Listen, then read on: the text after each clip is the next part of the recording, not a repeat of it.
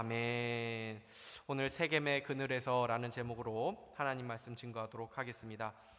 오늘 우리가 이제 창세기 34장의 내용을 전체적으로 살펴보려고 하는데, 사실 창세기 34장은 너무나도 야곱 인생에서도 참 끔찍한 아픔이고, 어떻게 보면은 야곱의 전체 인생에서 가장 최악의 어떤 시기를 보여주는 그런 장이라고 할 수가 있습니다. 그래서 이 창세기 34장의 어떤 색깔을 꼭 표현을 한다면 어두운 색깔입니다. 빛이 하나도 비춰지지 않는. 왜냐하면 이 창세기 34장에는 뭐 끔찍하고 잔혹하고 막 피해 복수, 뭐 이런 납치, 노략질 이런 걸로 가득 차 있기 때문입니다. 그래서 그런지 이 34장에는 하나님이라는 단어가 한 번도 등장하고 있지 않습니다. 참 생각할수록 기가 막히죠. 왜요? 우리가 지난주에 창세기 33장을 살펴보지 않았습니까? 창세기 33장에는 어떤 내용이 기록되어 있었습니까? 야곱이 그렇게 평생의 마음의 짐처럼 여겨졌던 그 형 에서와 화해를 하는, 그렇죠? 형제 간의 화해가 이루어지는 참 아름답고 참 영광스러운 장면을 우리가 보지 않았습니까?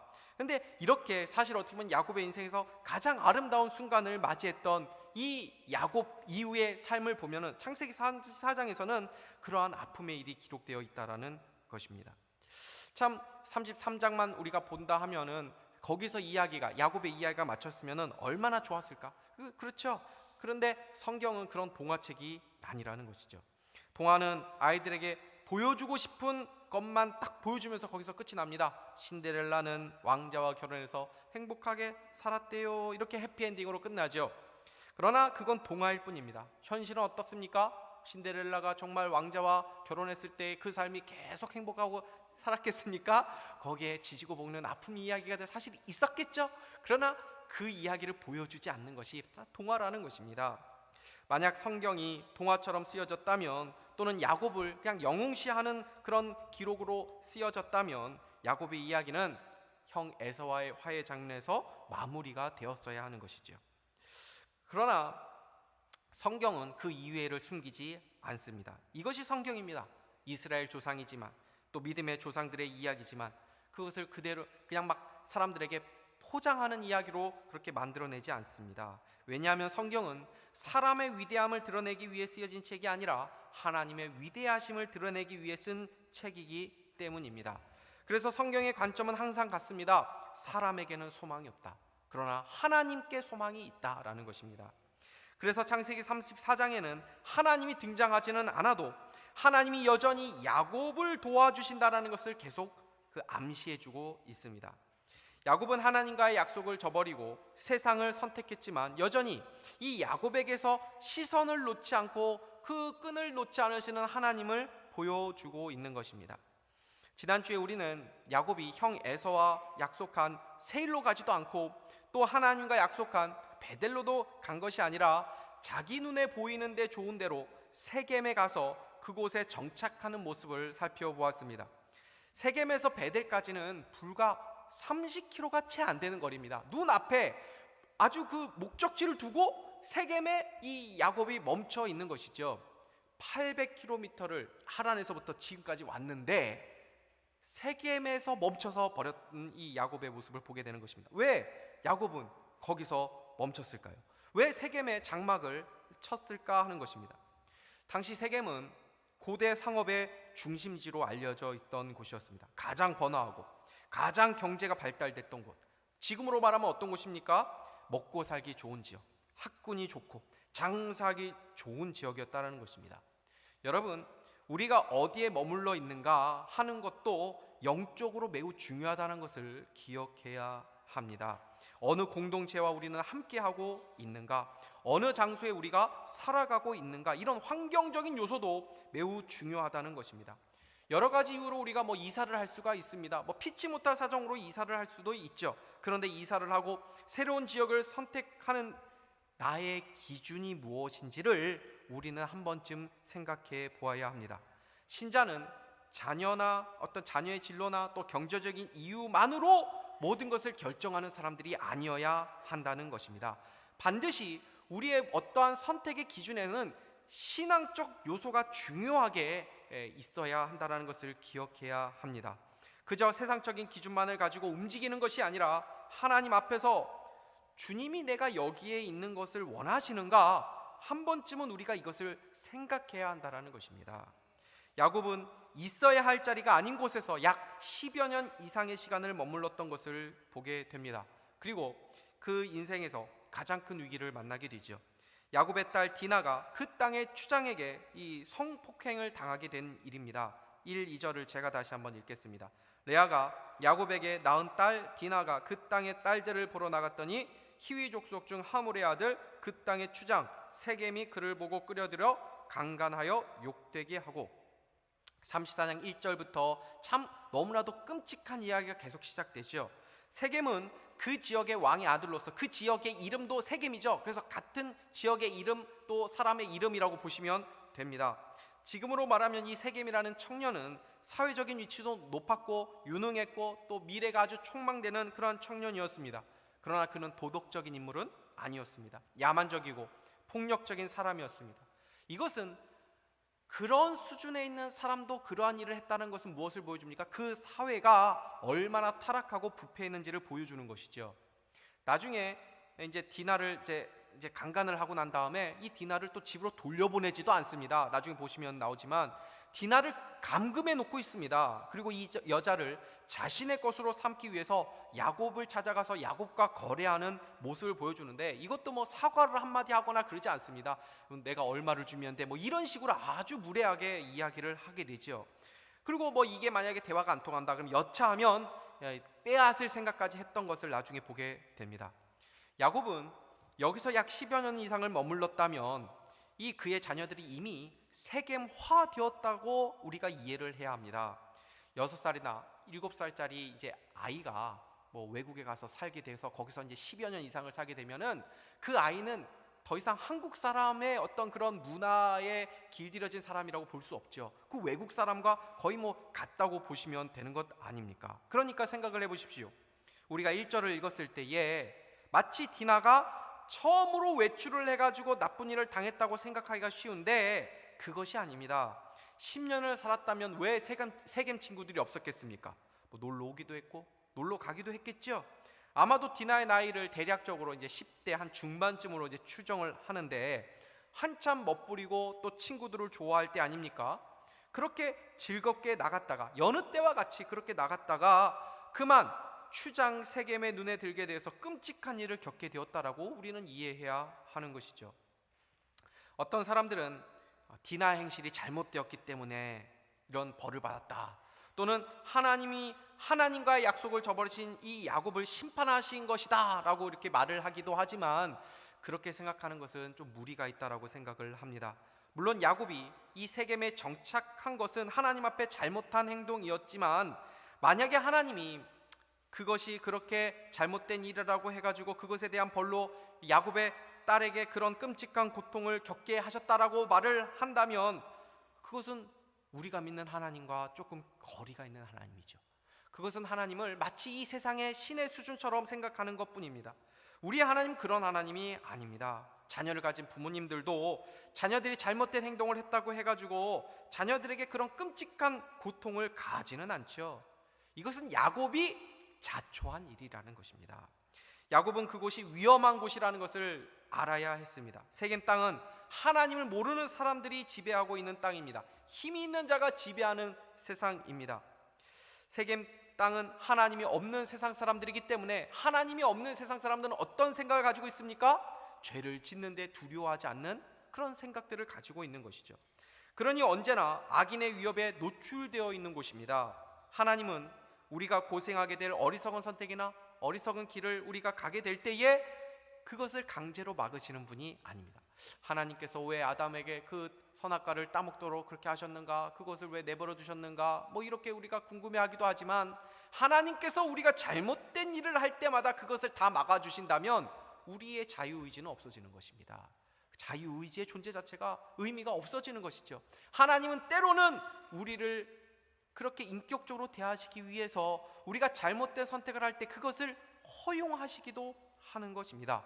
그러나 신자의 축복이 무엇입니까? 신자들이 잘못된 행동하거나 잘못된 선택을 하거나 잘못된 길을 갈 때에 때로는 그 길을 내가 선택한 것으로 인해서 내가 겪는 아픔이 있고 또 상처가 있고 그런 고통이 있을지라도 그러한 고통 가운데 하나님은 우리로 하여금 깨닫게 하시면서 우리를 성장시키시고 결국 모든 것을 선으로 바꾸어 주시는 복을 우리 신자들로 하여금 누리도록 하시다는 것을 약속해 놓으셨다는 것입니다. 야곱 가정에 일어난 이 비극적인 일을 통해서 우리는 신자의 가정에서도 얼마든지 때로는 이런 아픔과 고통을 겪을 수 있다는 것을 보게 되는 것이지요. 야곱과 그의 가족은 세겜에 익숙했지만 세겜을 경계해야만 했습니다. 여러분, 우리와 우리의 자녀들이 살아가는 이 세상은 어떤 곳입니까? 안전한 곳입니까? 안전하지 않습니다. 세상은 우리를 속이죠. 과학이 발달할수록 행복한 사회가 만들어진다. 유토피아 같은 세상으로 더 가깝게 가고 있다라고 말을 합니다. 온통 광고를 보면은 행복한 미소를 지으면서 마치 이 땅에서 천국이 만들어지고 있는 것처럼 우리에게 보여줍니다. 그러나 현실을 보십시오. 과학의 발전과 인류의 행복이 결코 비례하지 않다는 것을 우리는 알고 있습니다. 물질의 풍요와 우리의 행복은 절대 비례하지 않은 것이죠. 테러와 바이러스와 전쟁과 범죄는 더 끔찍한 양상으로 나아가고 있는 것을 보게 됩니다. 육신의 안전의 문제만을 말하는 것이 아닙니다.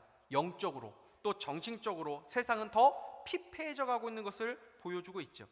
세상은 우리의 자녀들의 정신을 지배하려고 합니다. 우리의 자녀들이 어떤 노래를 부르고 있고 어떤 노래를 듣고 있고 어떤 세상 문화에 노출되어 있는지를 우리는 관심을 늘 가져야만 합니다. 세상에서 우리의 자녀들을 경건한 자녀로 지킬 수 있는 방법이 무엇입니까? 세상과 분리시켜서 우리 자녀들을 살아가게 할 수 있습니까? 세상의 문화에 완전히 우리 자녀들을 차단시켜 놓을 수 있습니까? 우리는 그렇게 할 수 없습니다. 우리는 그러나 이 세상에 익숙할 수는 있어도 이 세상에 대한 경계는 놓쳐서는 안 된다는 것입니다. 그러기 위해서 우리가 해야 될 일은 우리 자녀들에게 하나님의 말씀으로 늘 무장시켜 주어야 한다는 것입니다. 이런 점에서 존 파이퍼 목사님은 믿는 부모의 의무를 단지 경제적으로 자녀들을 부양하는 것뿐만이 아니라 영적으로 자녀들을 양육하고 세상의 문화에서 그들의 정신과 그들의 마음을 보호하고 지키는 것도 있다라고 말하기도 한 것입니다. 오늘 딸이 큰 고통을 당한 상황에서 야곱이 아버지로서 어떤 역할도 하고 있는지 한번 보십시오. 야곱은 전혀 영적인 리더십을 발휘하고 있지 못하는 것을 알게 됩니다. 이것은 그가 그동안 세겜에서 영적인 아버지의 역할을 하지 못했다는 것을 보여주는 것이죠. 야곱은 자신의 딸이 당한 끔찍한 소식을 전해 듣게 됩니다. 이때 야곱이 어떤 행동을 합니까? 5절에서부터 7절까지의 말씀 우리 같이 한번 읽어보도록 하겠습니다. 시작. 야곱이 그 딸 디나를 그가 더럽혔다함을 들었으나 자기의 아들들이 들에서 목축함으로 그들이 돌아오기까지 잠잠하였고 세겜의 아버지 하몰은 야곱에게 말하러 왔으며 야곱의 아들들은 들에서 이를 듣고 돌아와서 그들 모두가 근심하고 심히 노하였으니 이는 세겜이 야곱의 딸을 강간하여 이스라엘에게 부끄러운 일 곧 행하지 못할 일을 행하였음이더라. 놀랍게도 야곱은 딸의 소식을 들었을 때 뭐 했다고요? 잠잠했다라고 표현하고 있습니다. 그리고 곧 세겜의 아버지 하몰과 세겜이 야곱을 찾아오게 되지요. 디나를 달라는 것입니다. 디나를 이 아들, 이 하몰의 아들 이 세겜이 원했기 때문이라는 것이죠. 그리고 이 소식을 듣고 야곱의 아들들이 이제 들에서 집으로 돌아왔다는 것입니다. 그 아들들이 소식을 듣자마자 어떻게 했다고요? 매우 근심하고 굉장히 걱정해. 왜요? 지금 자기의 여동생이자 또 야곱의 딸 이 디나가 어디에 있습니까? 집에 있지 않지 않습니까? 이 아주 폭력배와 같은 이 깡패와 같은 이 세겜 거기에 지금 감금되어 있는 거 아닙니까? 그러니까 염려, 심히 근심하고 또 어떻게 해요? 또 매우 분노하게 되죠. 그래서 분노했다라고 말하고 있습니다. 그런데 야곱은 딸을 겁탈한 당사자가 그 자기의 눈앞에 있는데도 너무나도 가만히 있다라는 것입니다. 야곱이 왜 그렇게 가만히 있습니까? 야곱이 아무 생각이 지금 없는 것입니까? 아닙니다. 오히려 야곱은 더 많은 생각이 머릿속에 있었기 때문에 가만히 있는 것입니다. 성경을 읽어가다 보면은 야곱의 생각을 조금 우리가 짐작할 수 있게 됩니다. 우선 성경은 디나를 어떻게 표현하고 있습니까? 어떻게 소개하고 있습니까? 1절을 다시 한번 보십시오. 레아가 야곱에게서 낳은 딸 디나가 그 땅의 딸들을 보러 나갔더니 이 디나가 누구라고요? 레아의 이렇게 해서 나온 딸이다 라고 말하고 있죠. 레아는 누구입니까?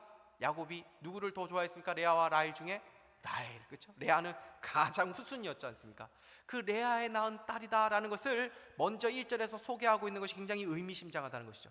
야곱은 나중에 요셉이 이 형들에 의해서 이제 팔려가지 않았습니까? 애굽으로. 그런 다음에 아버지에게 속임수로 말하죠. 들짐승에게 이 요셉이 죽었습니다 라고 그렇게 말한단 말이죠. 그때 야곱이 잠잠하지 않았습니까? 안 왔습니다. 어떻게 했습니까? 대성통곡을 합니다. 그러면서 이 요셉이 간 그 곳으로 나도 가겠다 막 이렇게까지 막 얘기할 정도가 되거든요. 그런데 지금 야곱은 이 디나의 그 소식을 들었는데도 가만히 있다는 거예요. 무슨 말입니까? 차별하고 있다는 거죠. 자식을 차별하고 있다. 그렇죠? 예전에도 아들, 딸이 차별하는 것에 인해서 상처가 있는 분들이 계시지 않습니까? 이렇게 막 대놓고 차별했다는 것을 보여주는 것입니다.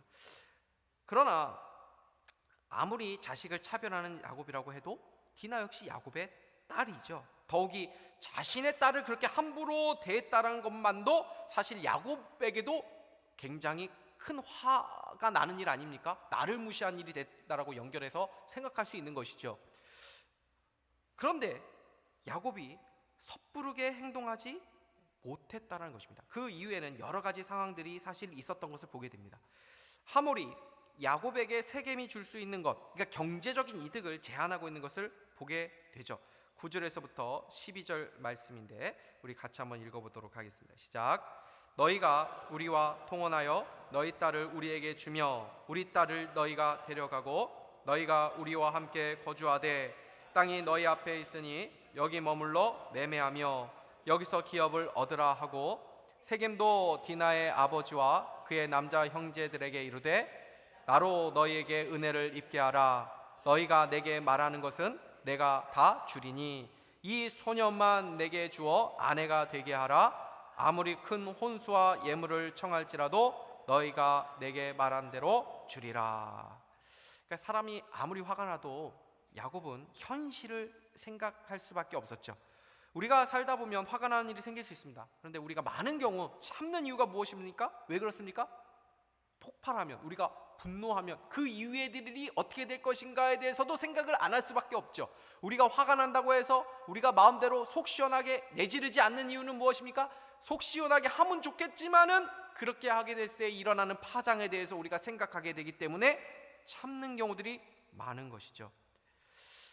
야곱은 지금 이방인입니다. 고립무원입니다.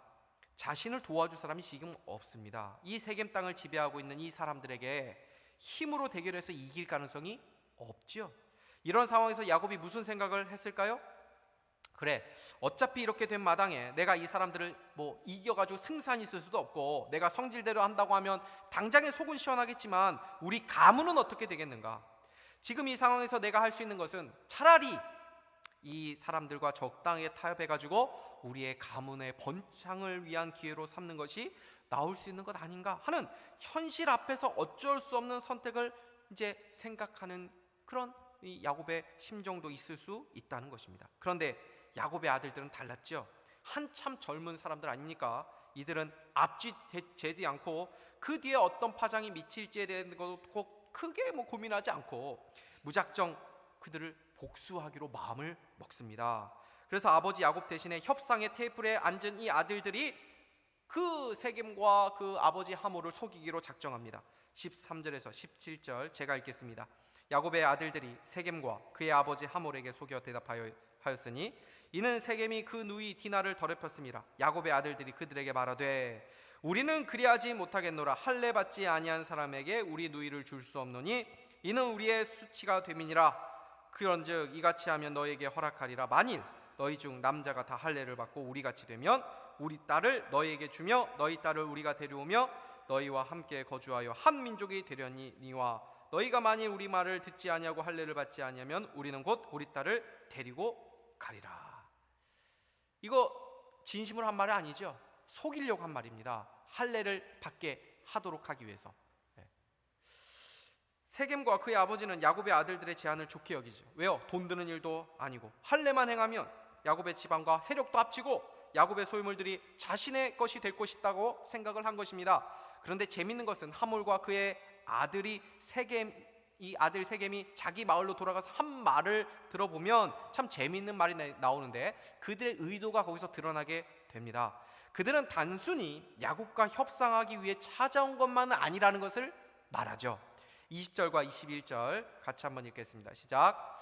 하몰과 그의 아들 세겜이 그들의 성읍 문에 이르러 그들의 성읍 사람들에게 말하여 이르되, 이 사람들은 우리와 친목하고 이 땅은 넓어 그들을 용납할 만하니 그들이 여기서 거주하며 매매하게 하고 우리가 그 딸의 딸들을 아내로 데려오고 우리 딸들도 그들에게 주자.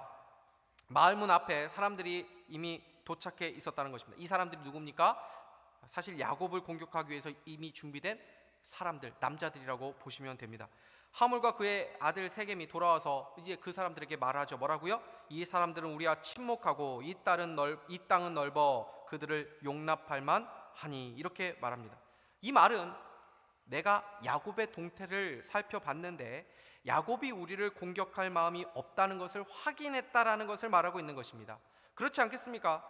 자신의 아들이 야곱의 딸을 겁탈한 것입니다. 이것은 그 가문에 대해서 치욕을 끼친 것이죠. 그래서 그 가문을 사실은 공격할 수 있는 빌미를 준 것입니다. 그러니까 야곱이 우리들을 칠 수 있겠다라는 생각을 이 사람들이 왜 하지 않았겠습니까? 그러니까 지금 야곱을 만나러 간 것은 단순히 그냥 겉으로 보여지는 대로 협상만을 하려고 간 것이 아니라 야곱의 의도, 이 사람들이 지금 우리를 혹시 공격하려고 하는 것 아닌가? 그 의도와 그리고 그 땅의 동태까지도 파악하기 위해서 갔다라는 것입니다. 만약 야곱이 그냥 공격적인 행동을 보인다면 당장에 이 야곱과 그의 집안을 다 몰살하고 디나를 그냥 빼앗아 버리자라고 생각까지 했다는 것을 암시해 주는 것입니다. 그런데 야곱이 어떤 이유인지 잠잠했죠. 그리고 야곱의 아들들도 분노하고 그들에 대한 복수심을 가지고 있었지만 그것을 드러내지 않고 그들과 협상을 시도하고 타결을 본 것입니다. 그러니까 여기에 보이지 않는 야곱을 도우신 하나님의 은혜를 우리가 보게 되는 것이죠. 우리가 모든 것을 다 파악하지 못합니다. 우리가 다 모든 것을 방비하고 예비할 수 없죠. 그런데 감사한 것이 무엇입니까?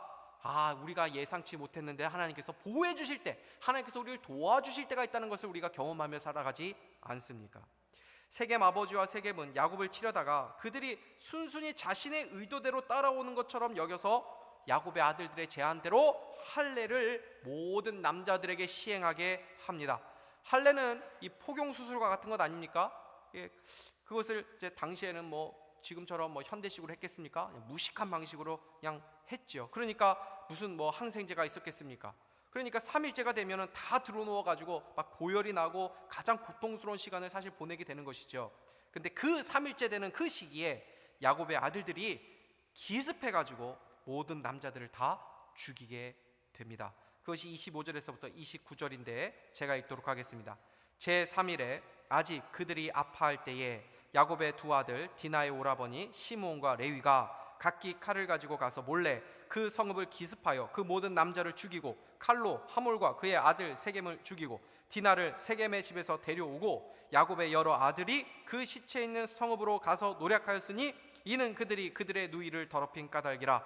그들이 양과 소와 나귀와 그 성읍에 있는 것들과 들에 있는 것들과 그들의 모든 재물을 빼앗으며 그들의 자녀와 그들의 아내들을 사로잡고 집 속의 물건을 다 노략한지라. 이 말씀을 보면 야곱의 아들들이 한 일이 단순한 복수를 넘어서고 있다는 것을 보여주죠. 매우 잔혹하고 매우 탐욕적인 모습들을 보여주고 있기 때문에 그렇습니다. 이 장면을 한번 생각해 보십시오. 상상해 보십시오. 이거 전쟁이 아닙니다. 그냥 대량 학살이고 도륙이죠. 단 두 사람 시므온과 레이만이 칼을 차고 가서 세겜에 모두 무방배로 다 누워있는 그 남자들을 쳐서 죽입니다. 아내들과 아이들은 막 다 울부짖었을 것입니다. 시므온과 레위는 온통 피범벅이 되었을 것입니다. 그런데 거기서 끝났습니까? 27절 야곱의 여러 아들이 그 시체 있는 성읍, 다 끝났죠. 이미 남자들이 다 죽었습니다. 그 시체 있는 성읍에 들어가서 노략질했다는 것입니다. 노략하였으니 이는 그들이 그들의 누이를 더럽힌 까닭이라. 시몬과 레이가 모든 남자들을 죽였다는 건 알고 야곱의 남은 아들들이 그 뒤에 그 남자가 없는 그 마을에 들어가서 여자와 아이들을 납치하고 가축과 무거운 사람들의 재산까지 다 약탈해 갔다라는 것입니다. 여러분, 이 사람들이 누굽니까? 이스라엘의 12지파의 믿음의 조상들의 모습이라는 것입니다. 여기서 보여주는 무서운 이야기는 폭력적이고 잔인한 모습을 이 세상 사람들만 보여주는 것이 아니라는 것입니다. 야곱의 아들들은 디나이를 갚는다고 하면서 이 일과 상관없는 무고한 사람들까지 다 죽여버렸습니다. 할례라고 하는 그 하나님의 거룩한 수단을 자신들의 복수와 탐욕을 채우는 수단으로 이용해버렸습니다. 성경은 세상 사람들과 다를 바 없는 것은커녕 오히려 하나님의 백성은 타락하게 되면 더 무섭고 잔인한 악행을 할 수 있는 존재들이라는 것을 아주 우리에게 그대로 고발하고 있는 것입니다. 교회에서 분란이 생기고 싸움이 일어나면 그냥 싸우면 좋겠는데 서로 찬송가를 부르면서 기도하면서 싸우는 것을 보게 될 때가 있습니다. 물론 예배 드리고 또 기도해야죠. 그런데 그것을 하나님을 향해서 해야 될 거룩한 수단인데 사람을 향해서 마치 데모를 하듯이 그 거룩한 수단을 자신의 뜻을 이루는 데 사용하는 모습들을 보여주고 있죠. 단순히 그런 모습뿐만 아닙니다. 역사를 보면 하나님의 뜻이라고 하면서 인간의 뜻과 탐욕을 채우기 위해 피해 전쟁을 벌인 일들이 얼마나 많이 있습니까? 교회가 타락하면 세상보다 더 무서워질 수 있다는 것을 보여주는 것입니다. 교회가 아니라 종교가 되면 무서워질 수 있다는 것입니다. 세상 사람들은 영적인 것을 원합니다. 그것을 우리는 기억해야 됩니다. 우리는 그들의 영적인 것을 채워줄 수 있어야 됩니다. 그러나 세상 사람들은 종교를 원하지는 않습니다. 기독교는 생명이고 구원이지 종교가 되어서는 안 됩니다. 교회가 본질을 잃어버리고 종교가 될 때에 세상을 구원하는 구원선이 아니라 세상에 대해서 더욱더 폭력적이고 파괴적인 그러한 종교가 될 수 있다는 것입니다. 성경은 우리가 세상 사람들보다 더 선하고 더 특별해서 선택받은 사람들이 아니라 우리들도 언제든지 은혜가 떨어지고 타락하게 되면 세상 사람들보다 더 악한 사람들이 될 수 있다는 것을 보여주고 있다는 것입니다. 우리 이 시점에서 우리는 그래서 늘 겸손함을 가져야 되는 것이죠. 야곱의 아들들이 한 일을 야곱이 듣게 됩니다. 그리고 디나의 소식을 들었을 때는 잠잠했던 이 야곱이 아들들에 대해서 분노하죠. 30절과 31절 우리 같이 한번 읽겠습니다. 시작. 야곱이 시므온과 레위에게 이르되 너희가 내게 화를 끼쳐 나로 하여금 이 땅의 주민 곧 가나안 족속과 브리스 족속에게 악취를 내게 하였도다. 나는 수가 적은즉 그들이 모여 나를 치고 나를 죽이리니 그러면 나와 내 집이 멸망하리라. 그들이 이르되 그가 우리 누이를 창녀같이 대우함이 옳으니까. 야곱이 기껏 이제 분노하면서 하는 말이 무엇입니까? 자신의 일신이 걱정된다는 것입니다. 이것이 야곱의 수준입니다. 나는 수가 적으니 그들이 모여 나를 치고 나를 죽이리니 그러면 나와 내 집이 멸망하리라. 이 짧은 한 문장 안에 나라는 말이 5번이나 반복되어 나옵니다. 이것은 얼마나 야곱이 자신을 중요하게 여기고 있는 자기중심적인 사람인지를 보여주는 말이죠. 야곱이 꺼낸 말은 자식들의 범죄에 대한 어떤 도덕적인 또는 영적인 어떤 그러한 지적을 하고 있는 것이 아닙니다. 철저히 자기의 안위만을 생각하면서 너희들 때문에 지금 내가 이렇게 죽게 됐다 이걸 얘기하고 있는 거 아닙니까? 이런 비겁한 아버지의 모습을 보자 아들들도 화가 나가지고 대들면서 하는 말이 무엇입니까? 그가 우리 누이를 창녀같이 대우함이 옳으니까. 그렇죠? 그들도 디나를 더 이상 아버지 딸이라고 그렇게 말하지 않습니다. 우리 누이를 위해 그럼 누가 위해 줍니까? 아버지도 생각해 주지 않는데, 이 말이죠. 얼마나 서글픈 말입니까? 지금 보십시오. 아버지 야곱이 기껏 걱정하는 것은 자기 자신의 안위입니다. 야곱의 아들들이 행한 일들을 보십시오. 자기의 탐욕과 자기의 복수심에 불타서 그렇게 많은 끔찍한 일을 저행하고 온 사람들입니다. 그리고 아버지 앞에 그렇게 대드는 모습들까지도 보여주고 있습니다. 이런 집안을 뭐라고 말합니까? 콩가루 집안이다라고 말하는 것이죠. 이 믿음의 가정이라고 말할 수 있습니까? 믿음의 조상이라고 말할 수 있습니까? 이 12지파의 조상이라고 말할 수 있습니까? 오늘 창세기 34장은 여기서 끝이 납니다. 과연 야곱과 그의 자녀들은 앞으로 어떻게 될까요? 곧 주변 가나안 족속과 브리스 족속이 야곱과 그의 가족을 치러 올지도 모르는 상황에서 야곱은 그 집안이 멸망할 수 있는 그 절대 절망의 절대 위기의 이 상황에 처해 있습니다. 누구도 야곱을 도와주지 못하는 이 상황에서 앞으로 어떻게 되겠습니까? To be continued. 다음 시간을 기대하시기 바랍니다. 오늘 34장에서 우리가 무엇을 생각해 보게 됩니까? 가장 먼저 야곱이 머무르지 말아야 될 곳에 머물렀다는 것을 성경이 우리에게 암시해 주고 있죠. 야곱은 하나님의 약속을 따라가야 하는 믿음의 사람이 되어야만 했습니다. 야곱에 대한 하나님의 계획이 있었고 야곱이 이루어야 될 사명이 그에게 남아 있었기 때문입니다. 그러나 야곱은 그런 신앙적이고 영적인 사명에 관심을 두지 않고 그냥 세상 것에 대해서 관심을 가지고 있었다는 것입니다. 이것은 다음 주 창세기 35장을 보면 더 잘 알게 됩니다. 야곱은 하나님만을 따라가야 될 사람이었는데 그는 세상에 안주했습니다. 야곱에게 가장 큰 우상이 있었는데 그것은 바로 자신의 안전함이었습니다. 그동안 타향살이를 한 야곱은 늘 불안의 연속이었지요. 모든 것이 불확실한 삶이었습니다.